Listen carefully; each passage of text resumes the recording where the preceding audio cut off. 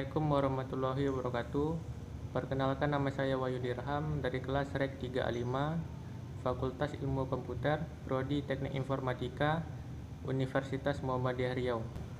Jadi di video ini saya akan membuat untuk nilai UTS mata kuliah Pancasila, dosen pengampu Ibu Riastri Helmi, MPD, dan saya mengambil materi Pancasila sebagai ideologi negara. Hari lahir Pancasila jatuh pada tanggal 1 Juni yang ditandai oleh pidato yang dilakukan oleh Presiden pertama Indonesia, Soekarno, pada 1 Juni 1945 dalam sidang Dokuritsu Junbi Kosakai atau Badan Penyelidik Usaha-Usaha Persiapan Kemerdekaan. Pidatonya pertama kali mengemukakan konsep awal Pancasila yang menjadi dasar negara Indonesia. Adapun sejarahnya berawal dari kekalahan Jepang pada Perang Pasifik. Mereka kemudian berusaha mendapatkan hati masyarakat dengan menjanjikan kemerdekaan kepada Indonesia dan membentuk sebuah lembaga yang tugasnya untuk mempersiapkan hal tersebut. Lembaga ini dinamai Dokuritsu Junbi Kosakai. Pada sidang pertamanya, di tanggal 29 Mei 1945 yang diadakan di gedung Choesang-in atau sekarang Gedung Pancasila, para anggota membahas mengenai tema dasar negara. Sidang berjalan sekitar 5 hari. Kemudian pada tanggal 1 Juni 1945, Soekarno menyampaikan ide serta gagasannya terkait dasar negara Indonesia yang dinamai Pancasila. Panca artinya 5, sedangkan sila artinya prinsip atau asas.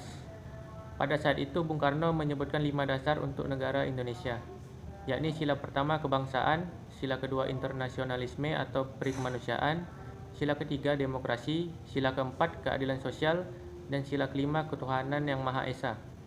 Sebagai ideologi bangsa dan negara Indonesia, Pancasila sebagai dasar filsafat serta ideologi bangsa dan negara Indonesia bukan terbentuk secara mendadak dan bukan hanya diciptakan oleh seorang sebagaimana yang terjadi pada ideologi lain di dunia.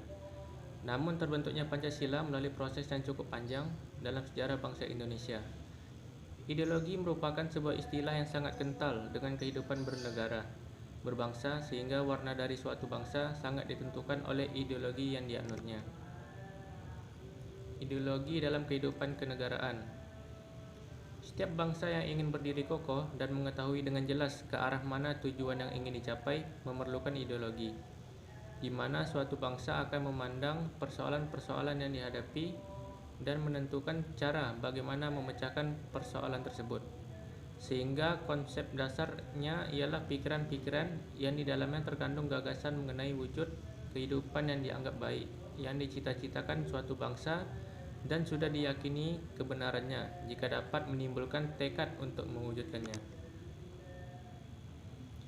Ideologi dalam kehidupan kenegaraan dapat diartikan sebagai suatu konsensus mayoritas warga negara tentang nilai-nilai dasar yang ingin diwujudkan dengan mendirikan negara. Dalam hal ini sering juga disebut Philosophische Grund atau Weltanschauung, yang merupakan pikiran-pikiran terdalam, hasrat terdalam bagi warga negaranya atas didirikannya suatu negara.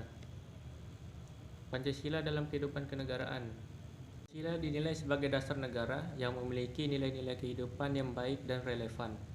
Hal ini dikarenakan nilai-nilai Pancasila berakar dari peradaban nenek moyang bangsa Indonesia. Peradaban nenek moyang menjadi motivasi dalam bersikap dan bertingkah laku dalam kehidupan, mulai dari kehidupan bermasyarakat hingga bernegara. Pancasila merupakan dasar negara yang satu kesatuan utuh dan tidak dapat dipisahkan. Setiap sila dalam Pancasila saling berhubungan dengan satu sama lain. Dengan begitu, penerapan Pancasila harus dilaksanakan secara keseluruhan, tidak terpisah-pisah. Berikut 3 tokoh perumus Pancasila melalui sidang Badan Penyelidik Usaha-Usaha Persiapan Kemerdekaan Indonesia atau BPUPKI. Berikut profil dan usulan dari ketiga tokoh perumus Pancasila. Yang pertama, Muhammad Yamin. Lahir di Sawah Lunto, Sumatera Barat pada tanggal 24 Agustus 1903 dan beliau wafat di Jakarta pada tanggal 17 Oktober 1962. Aktivitas atau kegiatan yang diikuti Muhammad Yamin selama masa hidupnya yaitu menjadi perintis Gerakan Pemuda Jong Sumatera, pencetus Sumpah Pemuda, Ketua Jong Sumatranen Bon pada tahun 1926 sampai 1928, dan menjadi Ketua Indonesia Muda pada tahun 1928, serta menjadi Ketua Dewan Pengawas LKBN Antara pada tahun 1961 sampai 1962. Usulan dasar negara yang diusulkan Muhammad Yamin pada 29 Mei 1945, yang pertama pri kebangsaan, yang kedua pri kemanusiaan, ketiga pri ketuhanan, keempat pri kerakyatan, lima kesejahteraan rakyat. Lalu ada Soepomo, lahir di Sukoharjo, Jawa Tengah pada tanggal 22 Januari 1903, dan beliau wafat di Jakarta pada tanggal 12 September 1958. Dan aktivitas atau kegiatan selama masa hidup beliau menjadi Menteri Kehakiman pertama RI Republik Indonesia, lalu menjadi Presiden Universitas Indonesia, serta Duta Besar Indonesia untuk Kerajaan Britania Raya pada tahun 1954 sampai 1956. Usulan dasar negara yang diusulkan oleh Soepomo pada tanggal 31 Mei 1945, yang pertama, 1. Persatuan, kedua, kekeluargaan, ketiga, keseimbangan lahir dan batin, keempat, musyawarah, kelima, keadilan rakyat. Lalu tokoh ketiga, Insinyur Soekarno, lahir di Surabaya, Jawa Timur pada tanggal 6 Juni 1901, wafat di Jakarta pada tanggal 21 Juni 1970,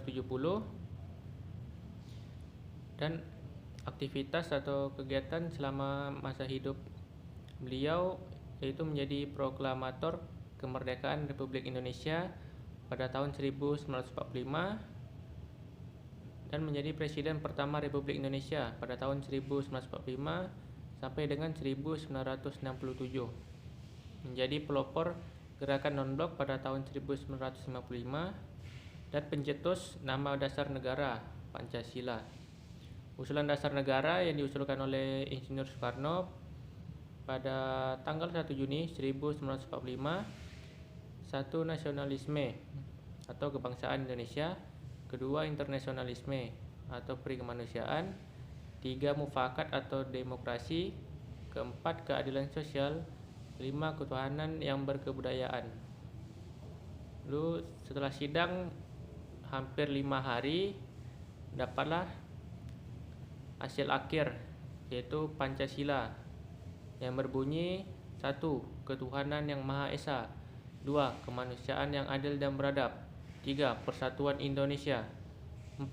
Kerakyatan yang dipimpin oleh hikmat kebijaksanaan dalam permusyawaratan perwakilan, 5. Keadilan sosial bagi seluruh rakyat Indonesia.